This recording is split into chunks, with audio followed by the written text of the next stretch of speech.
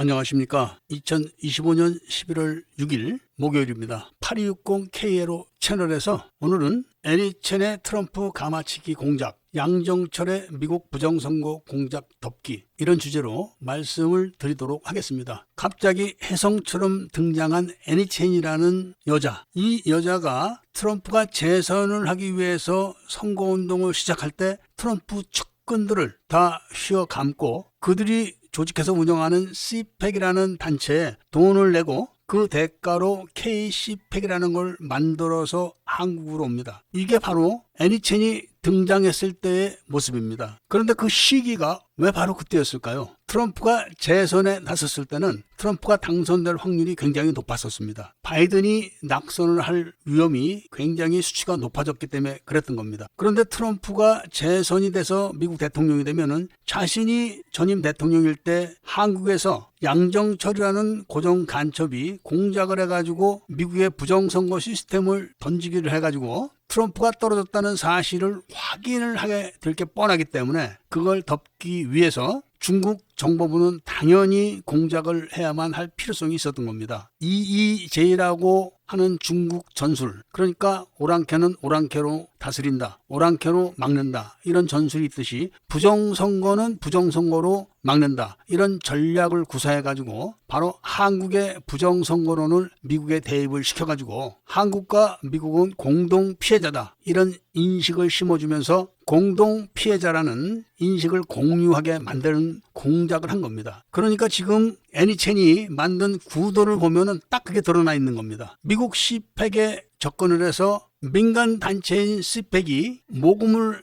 해야만 하는 그런 단체이기 때문에 그 단체 규정에 따라서 애니첸은 돈을 내고 한국에서 필요로 하는 KCPAC을 자신이 인수해서 운영하는 걸로 만들어버립니다. 그러니까 누가 봐도 애니첸이 만든 KCPAC은 합법적이고 트럼프 쪽에 붙어서 한국의 부정선거를 밝힐 수 있는 그런 희망을 줄 수 있는 냄새를 풍기는 건 틀림없었습니다. 그렇게 해서 한국에 들어와서 끌어들인 게 바로 민경욱, 황교안, 구주와 같은 패거리들인데 이들이 주장하는 부정선거로는 전체 부정선거의 30% 정도밖에 안 되는 그런 내용들입니다. 한국의 부정선거는 2002년부터 시작되고 있는데 황교안 일당들은 2012년부터 부정선거가 있다고 하고 선거관리위원회에 부정선거론을 국한시키고 있는 자들입니다. 한국의 부정선거는 선거관리위원회에서 저질러지는 게 전부가 아닙니다. 한국의 부정선거가 저질러지려면은 통신사들이 개입이 돼서 전자개표기를 운영을 해줘야 됩니다. 4.15 때는 LGU가 있고 4.10 총선 때는 KT가 있습니다. 그리고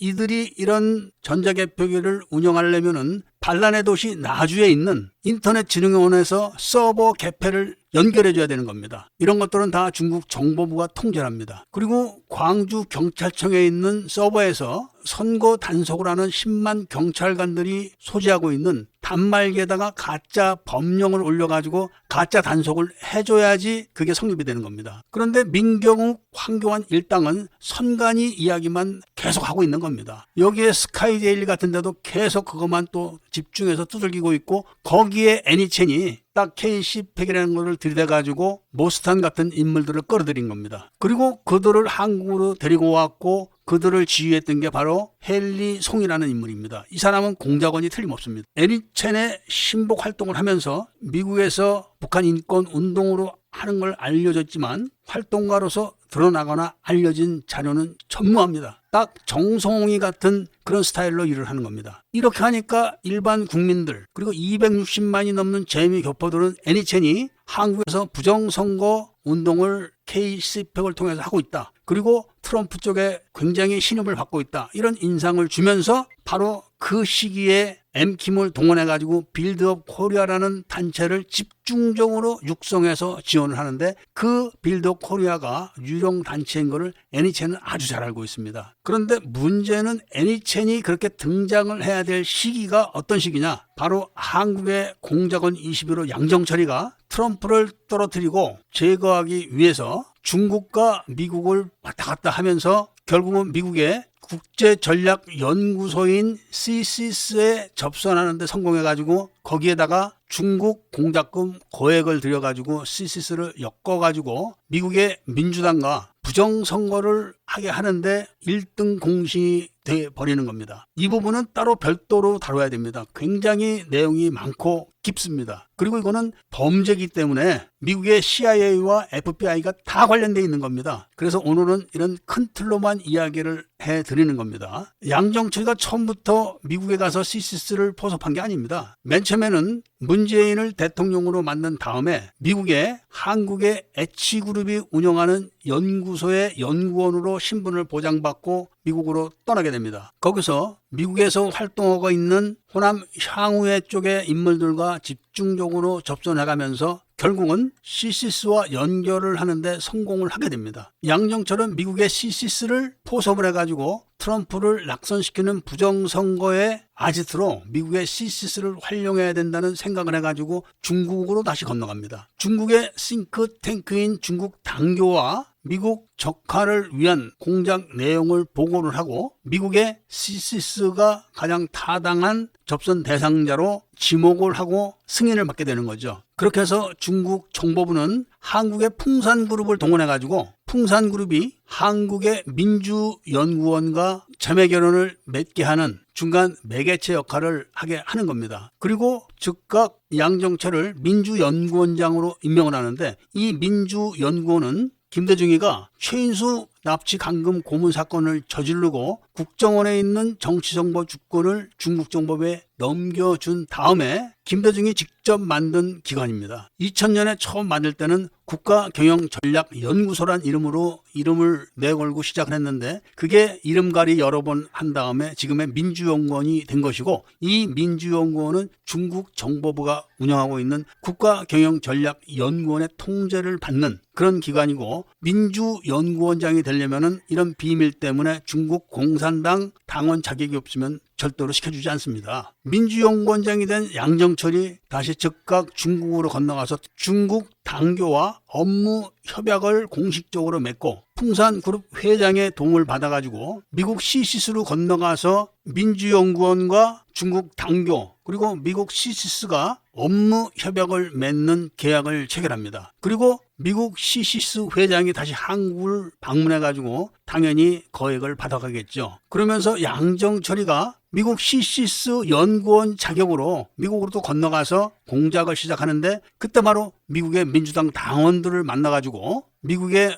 사전투표 제도를 이용해서 가짜 투표 용지를 대한항공 전 세계로 날라주고 그런 모습이 다 확인이 된 건 다 아실 겁니다. 그런 과정을 거쳐서 트럼프가 낙선을 하고 궁극적으로 미국에 머무를 수 없는 양정철이가 다시 한국으로 넘어오면서 그 바톤을 바로 황교안과 바꾸는 겁니다. 황교안은 그때까지는 한국에는 절대 부정선거가 없었다 이렇게 주장하고 다니는 사람입니다. 내가 공안검사 출신이다. 내 앞에서 부정선거 이야기 하지 마라. 이렇게 부르짖던 사람이 미국 CSIS를 방문해서 교육을 받고 와서는 부방대 대표가 되는 겁니다. 바로 이 무렵에 애니첸이 등장을 하는 겁니다. 이 시기가 아주 절묘한 겁니다. 일설에는 김진영 예비역 대장이 미국에서 공부를 하고 있는 거를 애니첸이 포섭을 했다. 그래가지고 한국에서 우익단체를 만들게 했다. 그러니까 우익군사단체죠. 그리고 애니첸이 거기서 설립자 자격으로서 예비역 장성들을 좌지우지하면서 지금 김용현 전 국방부 장관까지 다 끌어들이는 모습을 보이게 되는 겁니다. 근데 우익들이라고 하는 단체들과 언론에서는 애니첸이 하나회 장성들을 끌어들였다. 이렇게 지금 설명을 하고 있지만 하나회가 어디 있습니까? 김영삼 때 이미 하나회는 완전 다 해체돼 버리고 김대중 때 완전 활성화된 청주회에 의해서 하나회는 완전히 청주회에 복속돼 버린 겁니다. 하나회가 한창 힘을 쓸 무렵인 12.12 사태 때 5.18 때 이때도 하나회는 청주회 눈치를 봤었습니다. 5.18 때 전투교육사령부 예하의 보병 학교장이 바로 하나회 회원입니다. 이 사람은 5.18 내내 광주에 간 적이 없습니다. 그래서 이을설 북한군 중장이 바로 보병학교 교도대대 그 자리를 이용해가지고 북한군 8명을 투입하고 11여단의 박호군 대위를 지휘자로 임명해가지고 11여단을 공격하게 하는 사태가 그래서 벌어진 겁니다. 그때 보병학교 교장이던 하나의 회원은 서울에서 신군부 세력과 미국과의 연결책을 책임지는 그런 보직을 맡고 있었습니다. 그러니까 김진영이라는 육군 대장을 지냈던 인물들과 또 다른 인물들이 NHN의 들러리가 돼가지고 몇 푼씩 받아먹으면서 부정선거라는 가짜 부정선거론을 방패막이로 제공을 했던 겁니다. 여기에는 지금 미국에서 활동하고 있는 모든 유튜버들 그리고 혁명신앙가 목사들 다 동원된 겁니다. 그렇게 해서 감쪽같이 트럼프를 속이고 지금 신세계 회장을 엮어가지고 미국 부통령이 하는 단체에 한국 지부를 형성해서 트럼프 주니어를 끌어들이려고 하지만 이제는 트럼프 진영에서 이걸 다 알고 내색을 하지 않으면서 그동안의 과정을 다 들여다보고 있는 겁니다. NHN은 미국 시민권자이기 때문에 트럼프가 이런 모든 것에 대한 보고를 받게 되면 NHN은 구속됩니다. 그렇지 않으려면 중국으로 도주를 해야겠죠. 그렇게 되면 그동안 미국서 같이 활동을 했던 수많은 혁명신앙가 목사들, 유튜버들 모두 다 구속되는 겁니다. 아직까지도 앵킴이 사태 파악을 못하고 다시 유튜브 쇼츠를 올리려고 폼을 잡고 있지만 이미 엠킨과 빌더 코리아에 대한 거는 다 드러났습니다. 빌더 코리아는 중국 정보부하고 한국 정보부가 운영하는 단체고 그 세포들이 미국에 발을 뻗쳐놓고 바로 찰리 커커를 죽인 겁니다. 그리고 그 조사를 방해하기 위해서 FBI에서 한 간부가 결사적으로 지금 맡고 있는 겁니다. 그자는 트럼프에 의해서 구속될 겁니다. 지금 맥코이 목사가 단 한마디에 대한 대답을 못하고 있습니다. 물론 미국 목사들은 한국을 모르기 때문에 한국 간첩들에게 이용을 당한 겁니다. 그렇지만 결과적으로는 찰리 커크가 죽은 겁니다. 거기에 대해서 맥커이 목사는 일정 부분 책임을 져야 되는데 대답을 지금 못하고 있습니다. 조금 더 기다렸다가 그 질의서를 미국 트럼프 대통령에게 그대로 보낼 겁니다. 그리고 미국의 인터넷에 공개를 할 겁니다. 지금 애니첸의 활동이 엄청나게 드러나 있기 때문에 증거는 산처럼 많습니다. 애니첸이 미국 공화당에 기부하는 그 모습을 보면은 간첩이 아니면 할 수가 없는 다양한 수법으로 기부를 합니다. 쪼개기 기부부터 해가지고 널뛰기 기부 이런 걸 해가지고 얼마 이상에는 어떤 주소에서 하고 얼마 이상에는 어떤 지역에서 하고 이런 식으로 해가지고 앵킴이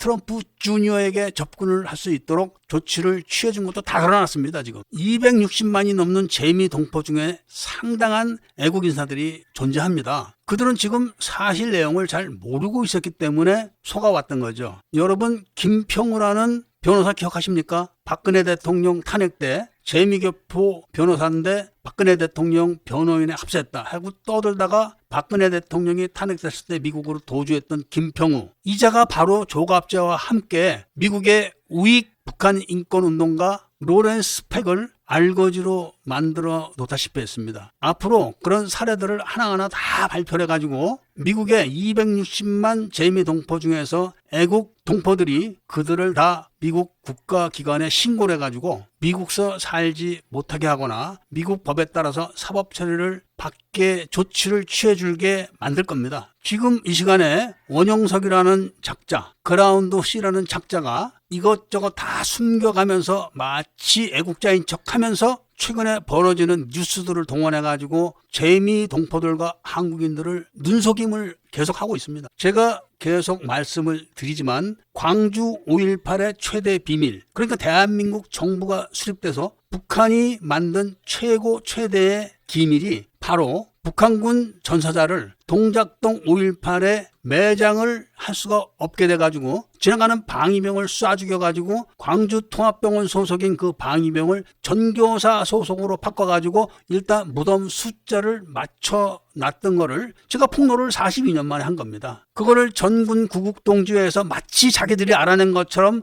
5.18 행사를 하면서 떠들어 제꼈지만 결국 그들은 이 비밀을 덮는데 급급했었고 스카이데일리도 바로 여기에 대해서 한마디도 보도한 적이 없습니다. 그리고 지만원이도 이 사실에 대해서 한마디도 떠든 적이 없습니다. 그러니까 광주에서 적극적으로 북한군이 광주 민주화 운동에 참가한 적이 없다. 이렇게 42년 동안 떠들다가 8호 송암동에서 11여단을 공격하다가 11여단 총에 맞아서 죽은 교도대대 조교들이 왜 동작동 5.18에 매장이 안 되고 지나가는 광주 통합병원 방위병을 쏴 죽여서 대신 묻었겠습니까? 왜? 바로 그들이 북한군이기 때문에 그런 사실에 대해서 제가 이런 폭로를 해도 단 한 번도 지금까지 이의 제기를 한 적이 없습니다. 그리고 예비역 장성을 시켜가지고 정담 씨가 광주 민주화 운동만 인정해주면 자기들이 북한군 존재를 인정하겠다, 이런 제안을 했지만 제가 단칼에 거절을 한 적이 있습니다. 이미 북한군 사실이 들통이 났기 때문에 5.18 핵심 세력들은 세상이 바뀌어서 법으로 정착이 되면은